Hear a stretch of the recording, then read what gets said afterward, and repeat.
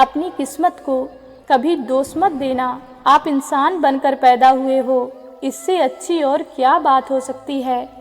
गुलाब कांटों में भी मुस्कुराता है, तुम भी प्रतिकूलता में मुस्कुराओ, फिर लोग तुम्हें गुलाब की तरह प्रेम करेंगे।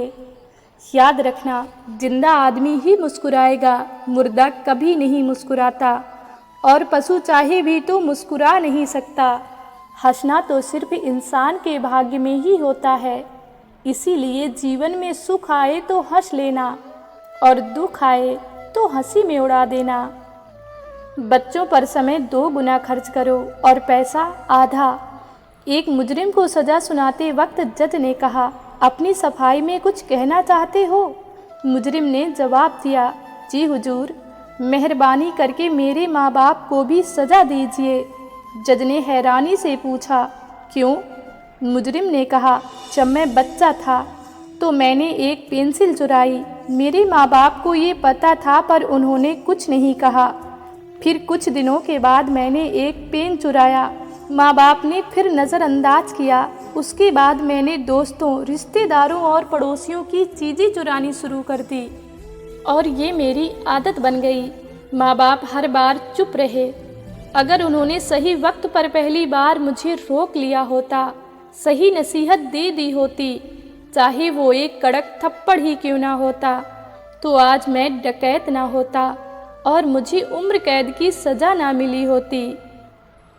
याद रखना, अगर बच्चों को उपहार ना दिया जाए तो वह कुछ देर रोएगा, पर अगर संस्कार ना दिए जाएं तो वो जीवन भर रोएगा। पिता के द्वारा डांटी गई संतान, गुरु के द्वारा डांटा गया शिष्य और सुनार के द्वारा पीटा गया सोना, ये सब अंत में आभूषण ही बनते हैं। कितने भी बड़े हो जाओ लेकिन विनम्र रहो। विचार ऐसे रखो कि तुम्हारे विचारों में किसी को विचार करना पड़े। समुद्र बनने से क्या फ़ायदा? बनना है तो छोटे तालाब बनो, जहाँ शेर भी पानी पिए तो गर्दन झुकाकर।